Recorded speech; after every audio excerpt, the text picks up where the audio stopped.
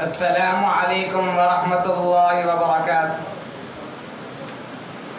الحمد للہ وحدہ الذي نصر عبدہ. اما بعد فقد قال اللہ تبارک وتعالی قل ان کنتم تحبون اللہ فاتبعونی یحببکم اللہ ویغفر لکم ذنوبکم. صدق اللہ العظیم. مکرم صدر، حکم علی قدر، سامعین دی اثر، آج میری تقریر کا عنوان ہے سنت نبوی صلی اللہ علیہ وسلم کی اہمیت و افادیت. حاضرین بزم، اللہ تبارک و تعالی نے انبیاء کے امام، نبی دی احترام، حضور خیر الانام سیدنا محمد مصطفیٰ صلی اللہ علیہ وسلم کو تمام قیامت تک آنے والی انسانیت کے لیے آئیڈیل نمونہ بنایا ہے. ان کے طریقے پر فوز و فلاح کا دار و مدار ہے. ان کے اسوہ کو اپنانے کی تاکید کی گئی ہے. انہیں کے بتائے ہوئے طریقے پر چلنے کو لازم قرار دیا ہے. انہیں کے سنتوں کے دامن کو مضبوطی سے تھامنے کا حکم دیا ہے. آخر کیوں؟ تو سنو، اس لیے کہ یہی راہ ذیشان ہے، یہی مطلوب مقصود ایمان ہے، یہی حق و باطل کے درمیان فرقان ہے، اسی میں فلاح انس و جان ہے، اسی پر چلنے والا کامیاب و کامران ہے. یہی عشق خدا اور رسول صلی اللہ علیہ وسلم کا حقیقی میزان ہے. یہی قرینہ رضا رحمان ہے، جیسے کہ میرے اللہ کا فرمان ہے قُلْ إِن كُنتُمْ تُحِبُّونَ اللَّهَ فَاتَّبِعُونِي يُحْبِبْكُمُ اللَّهُ وَيَغْفِرْ لَكُمْ ذُنُوبَكُمْ. اور یہ بھی سن لو، جو میرے آقا کی سنتوں سے انجان ہے وہ دنیا میں بھی بڑا پریشان ہے، وہ اپنے زندگی کے ہر مرحلے میں حیران ہے. جو میرے آقا کا سنتوں کا منکر ہے اس کے لیے نیران ہے. اس لیے میرے آقا کا واضح بیان ہے فَمَنْ رَغِبَ عَنْ سُنَّتِي فَلَيْسَ مِنِّي. جو ہمارے سنتوں سے بے دھیان ہے اس کے لیے نہیں کوئی ہمارا عہد و پیمان ہے. جی ہاں، دو جہاں کے سرکار، مدینہ کے تاجدار، کائنات کے دلدار، آقا نامدار، نبی معظم، شفیع الامم، رسول اکرم صلی اللہ علیہ وسلم کو تمام قیامت تک آنے والی انسانیت کے لیے آئیڈیل نمونہ بنایا ہے. ان کے سنتوں کے دامن کو مضبوطی سے تھامنے کا حکم دیا ہے. سامعین باتمکین، میرے سرکار کی ذات زندگی کے تمام لمحات و حالات کے لیے، تمام طبقات کے لیے، ہر قسم کی جذبات و احساسات کے لیے آئیڈیل نمونہ ہے.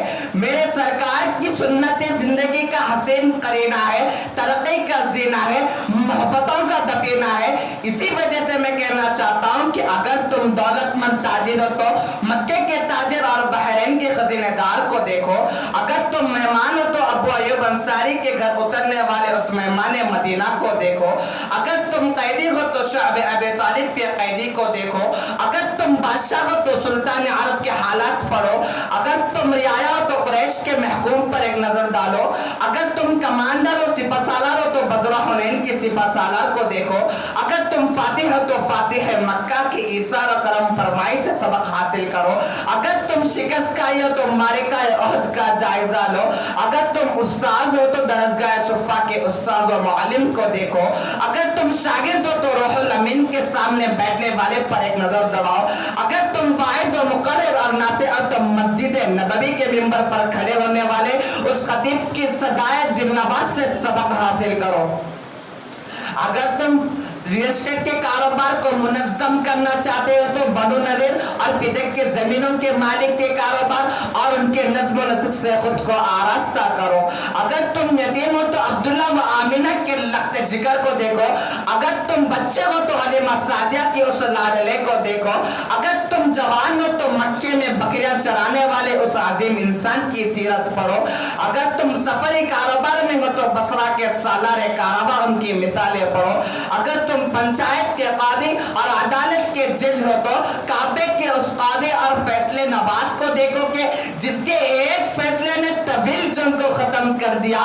اگر تم منصف ہو تو اس منصف اعظم کو دیکھو کہ جس کی نگاہ میں شاہ و گدا سب برابر تھے. اگر تم اولاد والے ہو تو فاطمہ کے والد اور حسنین کے نانا کو دیکھو. اگر تم شوہر ہو تو عائشہ و خدیجہ کے شوہر علی وقار کو دیکھو. اسی وجہ سے میں مختصر اور صاف الفاظ میں کہنا چاہتا ہوں کہ میں یہ نہیں کہتا کہ ایسا کرو ایسا کرو. میں یہ نہیں کہتا کہ ایسا کرو ویسا کرو، ان کی سیرت آئینہ ہے، بس آئینہ دیکھا کرو۔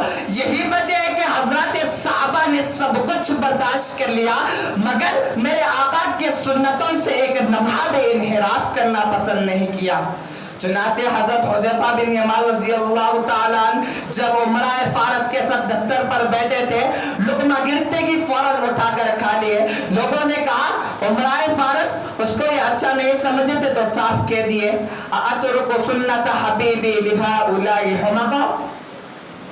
ایک حبشی صحابی کی مانگ سرکار کی مانگ کی طرح نہ ہونے کی بنا پر اس نے جلتی سلاخ اپنے سر پر چلا دی، سر وقتی طور پر زخمی ہوا، مگر اس جلتی سلاخ کے اثر نے مانگ کا طرز دیا تو خوش ہو کر فرمایا کہ اب میرا سر بھی سرکار کی طرح ہو گیا۔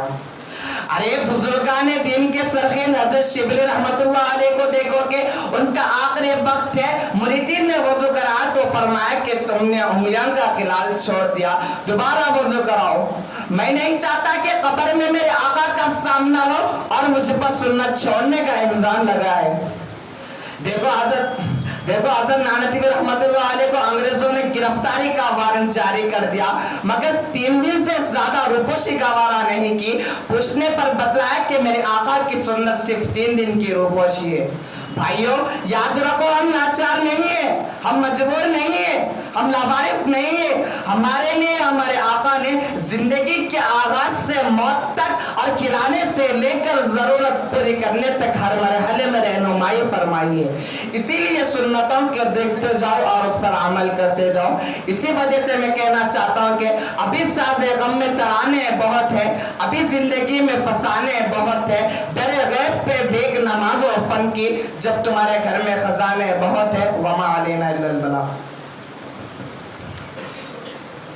منور حسین نمبر شمار 3 انسانی